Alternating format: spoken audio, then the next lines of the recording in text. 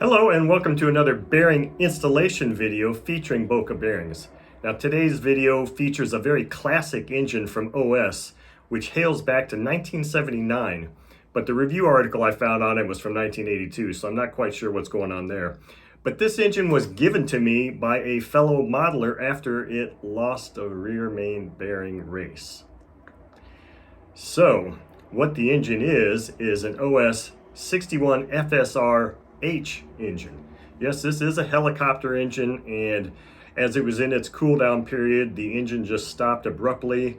The owner found or discovered that the rear main race, or the rear race of the rear main bearing, came out and went through the engine. So he donated this engine to me, and I'm going to see if there's any way I can restore this engine. And I've already done a little bit of internal cleanup of the engine, but we're gonna assess the rest of it, clean the exterior up, and install some new bearings in it. And then we'll see if I can actually get this engine in an operational state again. So with that said, let's go to the table and I'll show you this classic engine.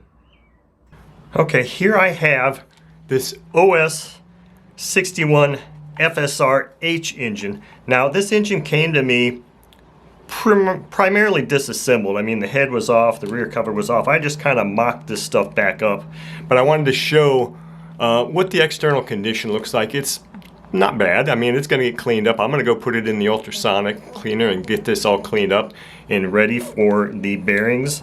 But the issues here with this engine are, and I'm in the process of sourcing some parts, is really the piston and sleeve.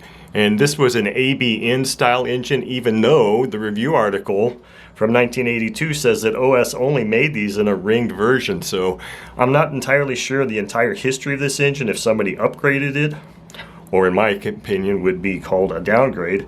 But so if I can source another piston and sleeve for this that are either ABN or ringed, which would be preferred, then I should be in good shape. So that's what I'm working on here. The connecting rod really didn't suffer any damage at all. Most of the damage came just from that race inside. Now here's that rear bearing that came loose, or the race that came out. The balls stayed in it, which was a very fortunate thing because it was in a cool down state. It wasn't running a high RPM, and that's probably what saved this engine from absolute complete destruction.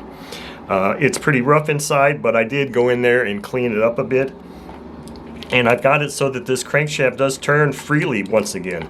And it's got a really nice carburetor on this engine too. It's actually a helicopter carb. It's the 7H carb.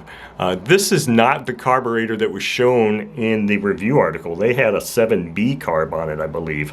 So that's an interesting thing. Now this carb, this helicopter carb, actually incorporates a ball bearing. And I won't be replacing ball bearing in this carb because it doesn't feel like it needs it. Plus I also don't have a bearing for that on hand.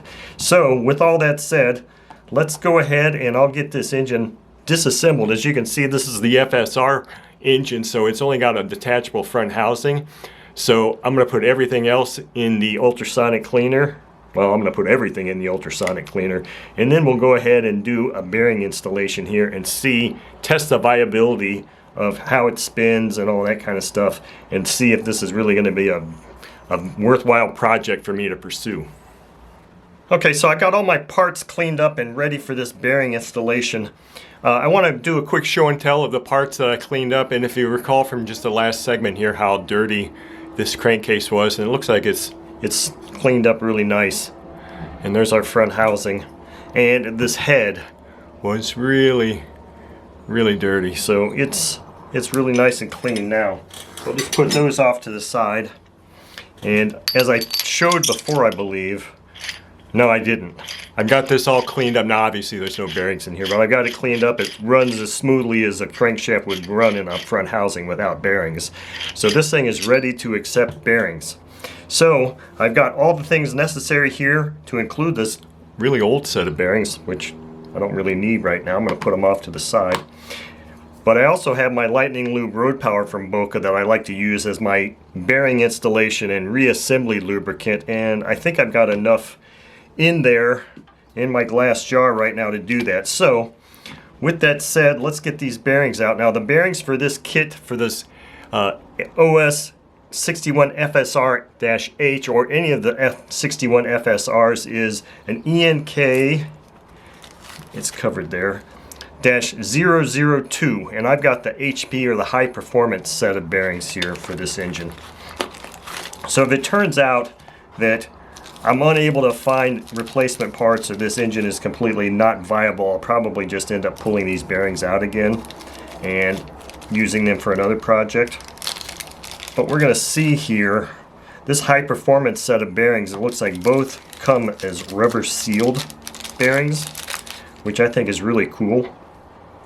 And because of the fact that I'm not entirely sure if this is going to work or not, I am actually going to just leave these bearings as they are. I'm not going to remove any of the seals on them. I'm just going to install them just as they are, just because of the fact that who knows if I'm really going to be able to, get this engine to run again or not. So let's just go ahead and start lubricating some parts up. Now this crankshaft didn't look, it didn't suffer really any damage at all. Fortunately, neither did the connecting rod. This front housing was a little bit rough on the inside, right in this area here where the crankshaft resides. So it was a little rough in there. But I've got that all cleaned up now. And it's really just going to be a test of, can it be restored? Is it still going to seal properly? And those types of things.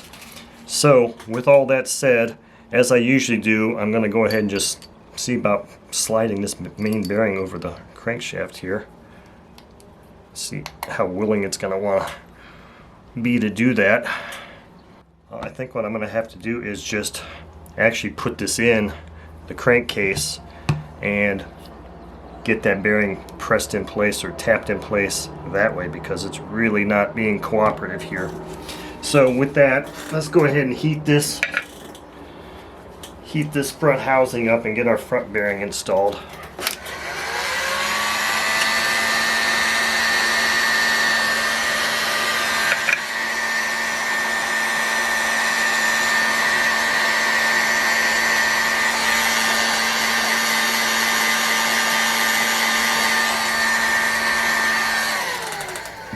See if that's enough to get this front bearing tapped into place.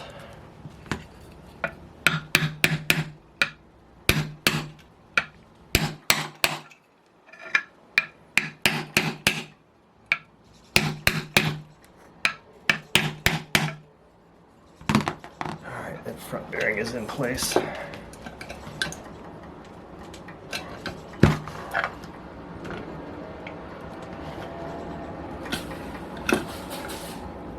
Alright, front bearing is in. The kicker is going to be, are we going to be able to get this rear bearing in? I don't know. I'm going to put a little bit more lubrication in here and really heat this front housing up.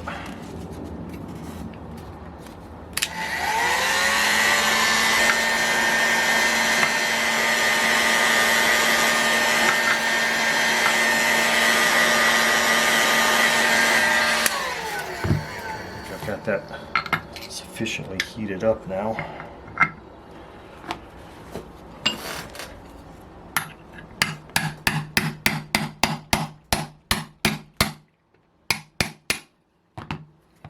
Okay, it's going in. It's just a matter of keeping this thing up enough so I can get that bearing fully seated, or at least the crankshaft fully seated.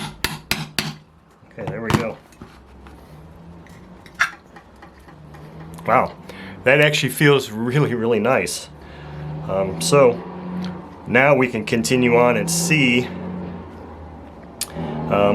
I can get the remainder of the parts for this engine and get this thing back to life.